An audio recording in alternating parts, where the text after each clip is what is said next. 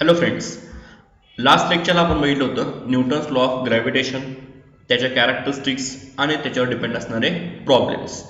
आज आपण बघणार आहे ॲक्सेलरेशन ड्यू टू ग्रॅव्हिटी. आता जसं की आपल्याला माहित आहे की अर्थ प्रत्येक गोष्टीला आपल्याला ओढून घेत असते because of that gravitational force. आता आपलं हे पण माहित आहे की force is equal to mass into acceleration, म्हणजे त्या बॉडीवर जो काय फोर्स ॲक्ट होणार आहे त्या फोर्ससाठी मास आणि ॲक्सेलरेशनची गरज असते. त्यापैकी ॲक्सेलरेशन म्हणजेच ॲक्सेलरेशन ड्यू टू ग्रॅव्हिटी याची आपण आजच्या लेक्चरला इन्फॉर्मेशन कलेक्ट करणार आहे.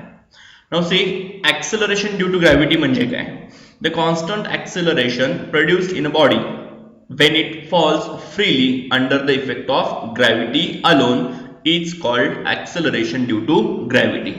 म्हणजे जर एखादी आपण वस्तू फ्रीली फॉल करतोय, म्हणजे समजा आपण टेरेसवर उभा आहे आणि तिथून काही ती वस्तू टाकलेली आहे, तर काय होतं, तर ती वस्तू अर्थकडे अट्रॅक्ट करते. बरोबर आहे. जितक्या उंचीवरून तुम्ही वस्तू टाकाल, म्हणजेच अर्थ सरफेस पासून जेवढी हाईट जास्त असणार आहे तेवढं खाली जात असताना त्या बॉडीची व्हेलॉसिटी वाढत जाते. हे आपल्याला माहित आहे. मग सुरुवातीला जी व्हेलॉसिटी होती तीच व्हेलॉसिटी पडतेल्या क्षणी असत नाही. ज्यावेळी ती अर्थ सरफेसवर तो ऑब्जेक्ट टच करतो त्यावेळी असणारी व्हेलॉसिटी आणि आपण ज्यावेळी त्याला सोडलं होतं त्यावेळी असणारी व्हेलॉसिटी ह्यामध्ये काय असतो? चेंज असतो.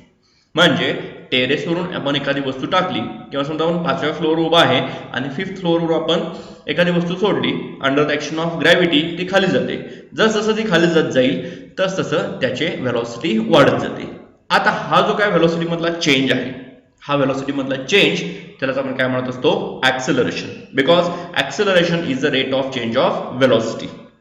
वस्तूच्या किंवा बॉडीच्या व्हेलॉसिटीमध्ये जो काय चेंज होतो तो change with respect to time measure जे केलं जातं त्याला आपण काय म्हणत असतो?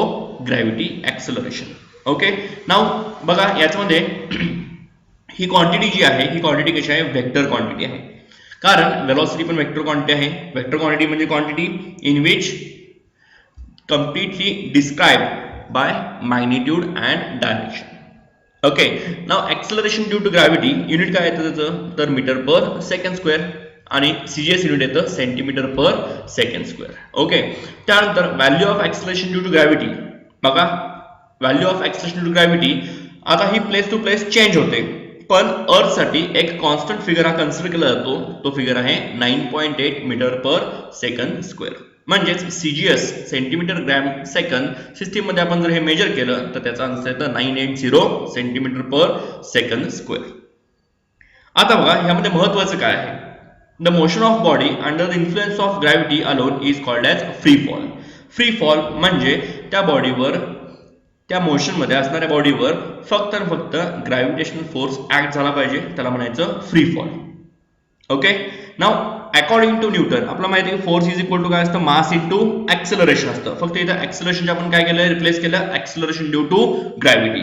If the mass of body is 1 kg, बघा, if mass of body is 1 kg then F is equal to G. म्हणजेच force is equal to acceleration to gravity कधी असतो? When mass of body is equal to 1 kg. Acceleration due to ग्रॅव्हिटीचे values place to place change होतात. म्हणजे आपण जसं higher अल्टिट्यूडवर जातो, जेवढ्या उंचीवर पण जाणार आहे तिथे पण ॲक्सेलरेशन टू ग्रॅव्हिटी काय होते? चेंज होते. प्लॅनेट टू प्लॅनेट चेंज होते. आपण जर डेप्थला गेलो तर ॲक्सेलरेशन टू ग्रॅव्हिटी चेंज होते.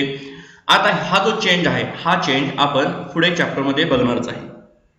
ओके, फक्त लक्षात ठेवा की ॲक्सेलरेशन ड्यू टू ग्रॅव्हिटी म्हणजेच स्मॉल जी आणि युनिव्हर्सल कॉन्स्टंट ऑफ ग्रॅव्हिटेशन म्हणजे कॅपिटल जी, ह्या दोघांच्या मध्ये फरक आहे. युनिव्हर्सल कॉन्स्टंट ऑफ ग्रॅव्हिटी जो आहे दॅट इज कॅपिटल जी, हा युनिव्हर्सली कॉन्स्टंट आहे, त्याची व्हॅल्यू चेंज होत नाही. But acceleration due to gravity म्हणजेच स्मॉल जी, ह्याची value place to place, planet to planet change होत असते. फक्त ती आपल्या प्लॅनेटमध्ये घेत असताना आपण ती ॲव्हरेज व्हॅल्यू म्हणून 9.8 कन्सिडर करतो. आता आपण ॲक्सेलरेशन ड्यू टू ग्रॅव्हिटीचा फॉर्म्युला बघूया. क्वेश्चन काय बघा? Obtain expression for acceleration due to gravity on the earth surface. On what factors does it depends? Hence, obtain expression for acceleration due to gravity in terms of mean density of Earth. बघा आपल्या इथे 3 काम दिलेले आहेत. त्यामध्ये एक आहे ते acceleration due to gravity on the surface of Earth साठी फॉर्म्युला बनवायचा आहे. त्याच्यानंतर acceleration due to gravity कोणत्या फॅक्टर्सवर डिपेंड करते ह्याचं डिस्कशन पाहिजे आहे.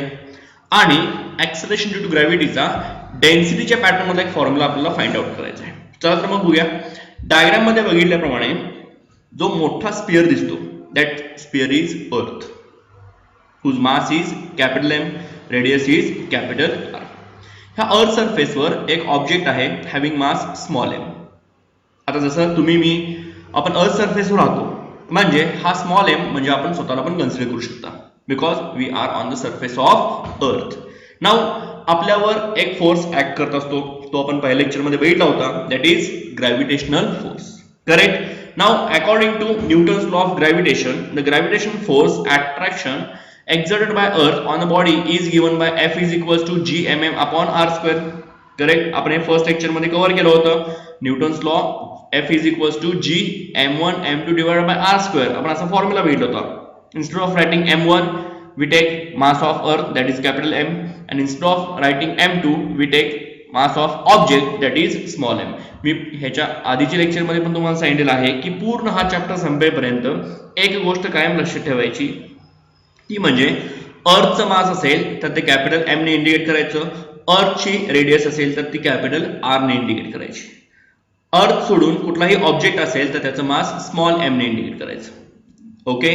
आता बघा F is equals to G M m upon R square हा आपल्याला फॉर्म्युला झाला. हा फोर्स म्हणजेच काय असतं आपलं वेट असतं. ओके.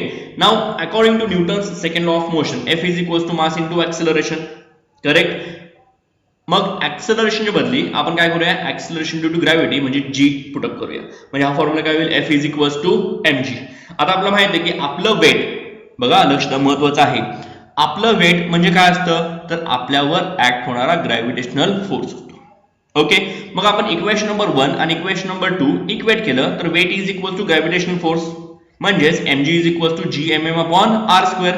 बोथ साइडला स्मॉल m काय झालं आहे कॅन्सल झालं and we have get a formula g is equals to gm divided by r square.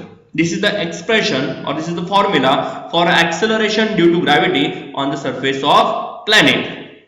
Now formula for g is small g म्हणजेच acceleration due to gravity is equals to gm divided by r square. Okay. आता आपण बघूया factors on which small g depends. आता जसं की तुम्ही formula मध्ये बघू शकताय G is equals to capital G into M divided by R square आहे. ह्यातला कॅपिटल G जो आहे हा कॅपिटल G काय आहे युनिव्हर्सल कॉन्स्टंट ऑफ ग्रॅव्हिटेशन म्हणजे याची व्हॅल्यू आपण कुठेही चेंज करू शकत नाही. म्हणजे तो काय झाला कॉन्स्टंट झाला त्याची व्हॅल्यू आपण चेंज करणार नाही म्हणजे त्याच्यावर स्मॉल जी ची व्हॅल्यू डिपेंड असणार नाही. दुसरा आहे M. आता कॅपिटल M म्हणजे काय बघा कॅपिटल M म्हणजे काय आहे कॅपिटल M म्हणजे मास ऑफ प्लॅनेट आहे. आता आपण हा डेरिव्हेशन बनवत असताना अर्थ म्हटलंय म्हणून आपण काय म्हणणार आहे मास ऑफ अर्थ म्हणणार. त्यानंतर आर. आर म्हणजे काय तर रेडियस ऑफ अर्थ.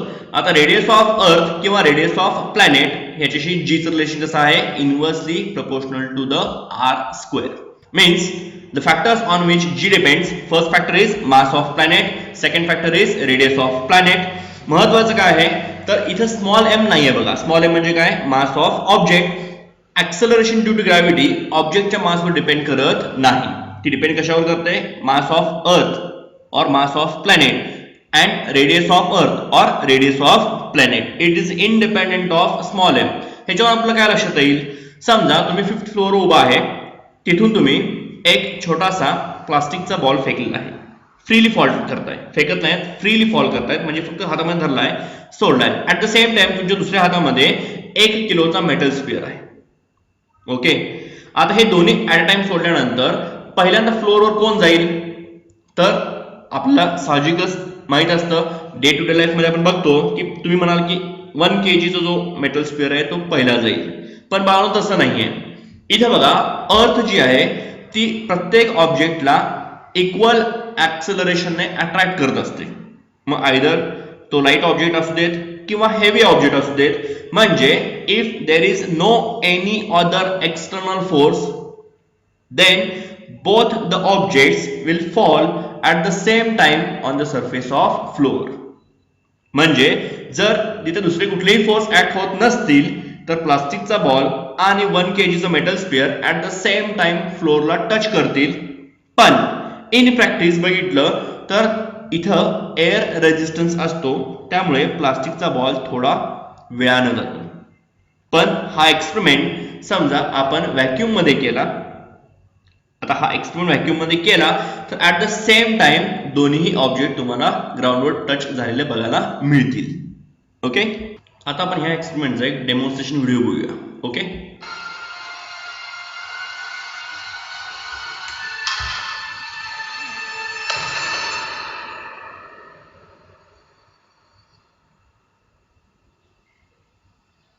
In this case, the feathers fell to the ground at a slower rate than the bowling ball because of air resistance.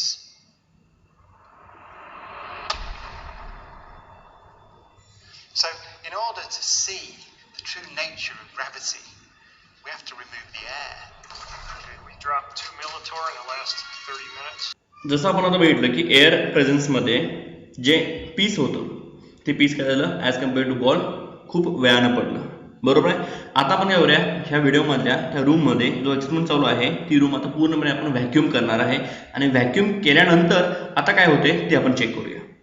7, 6, 5, 4, count 9, 2, 1, release.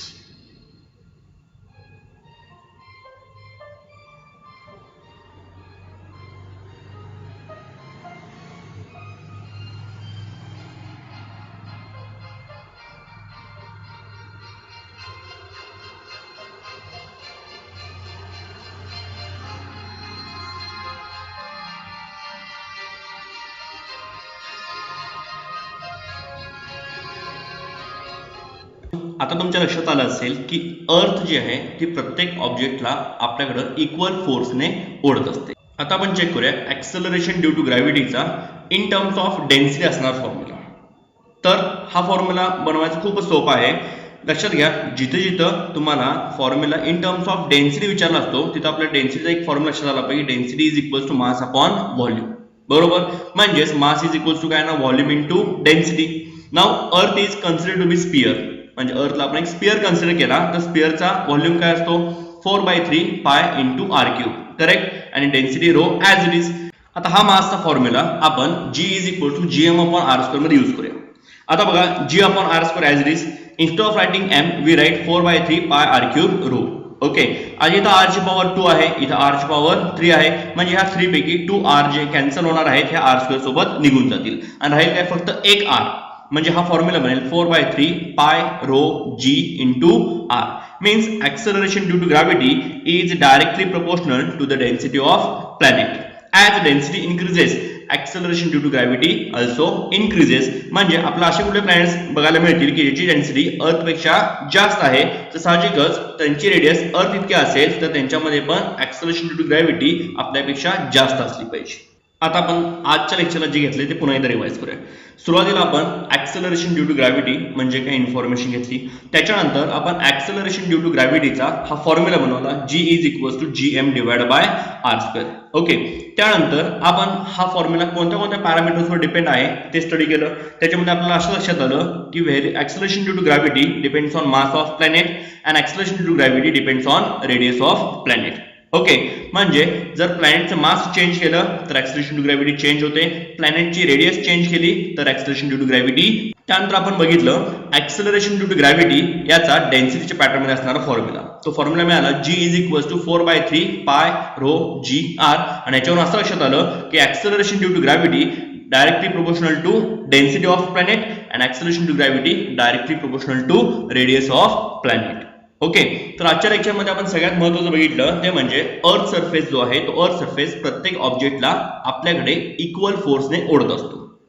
Okay, तर हा व्हिडिओ तुम्हाला लक्षात आला असेल पूर्ण. आता आपण नेक्स्ट लेक्चरला याच्यावरचे न्यूमरिकल्स डिस्कस करूया.